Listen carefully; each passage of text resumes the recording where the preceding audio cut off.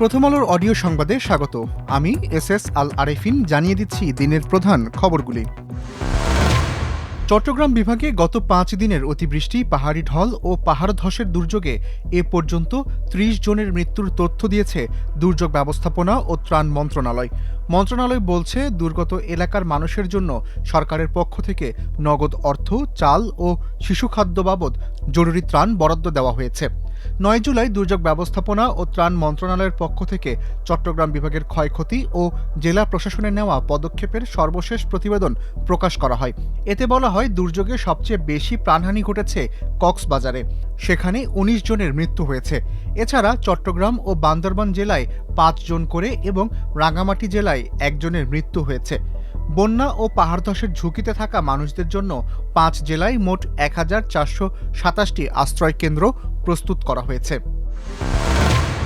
জনপ্রশাসনের কর্মকর্তাদের বড় পদোন্নতি দিয়েছে সরকার। একসঙ্গে ১৭২ জন উপসচিবকে পদোন্নতি দিয়ে যুগ্ম সচিব করা হয়েছে। বৃহস্পতিবার জনপ্রশাসন মন্ত্রণালয়ের এক প্রজ্ঞাপনে এই তথ্য জানানো হয়েছে। নতুন সরকার ক্ষমতায় আসার পর এটিই প্রথম পদোন্নতি। এবারের পদোন্নতিতে নতুন করে ২৫তম বিসিএস এর প্রশাসন ক্যাডারের কর্মকর্তাদেরও যুগ্ম সচিব করা হয়েছে। পদোন্নতি পাওয়া কর্মকর্তাদের মধ্যে কয়েকজন জেলা প্রশাসকও আছেন। তত্ত্বাবধায়ক সরকার ব্যবস্থা বিলোপ সংক্রান্ত সংবিধানের ৫ম সংশোধনী অবৈধ ঘোষণা করে হাইকোর্টের দেওয়া ঐতিহাসিক রায় বহাল রেখেছে সর্বোচ্চ আদালত। ৯ জুলাই সকালে প্রধান বিচারপতি জুবায়ের রহমান চৌধুরীর নেতৃত্বে ৪ সদস্যের আপিল বিভাগ এই চূড়ান্ত রায় দেন। হাইকোর্টের রায়ের বিরুদ্ধে সুজন সম্পাদক বদিউল আলম মজুমদার ও জামায়াতের সেক্রেটারি জেনারেল মিয়া গোলাম পরোয়ার সহ অন্যদের করা আলাদা ৩টি আপিল খারিজ করে দেওয়া হয়। ২০১১ সালে আওয়ামী লীগ সরকার এই সংশোধনীর মাধ্যমে তত্ত্বাবধায়ক সরকার ব্যবস্থা ও গণভোটের বিধান বাতিল করেছিল।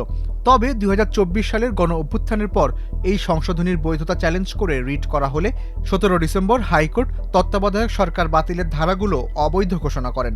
অ্যাটর্নি জেনারেল রুহুল কুদ্দুস কাজল জানিয়েছেন, এই রায়ের ফলে দেশে অবাধ, সুষ্ঠু ও নিরপেক্ষ নির্বাচনের পথ সুদৃঢ় হলো।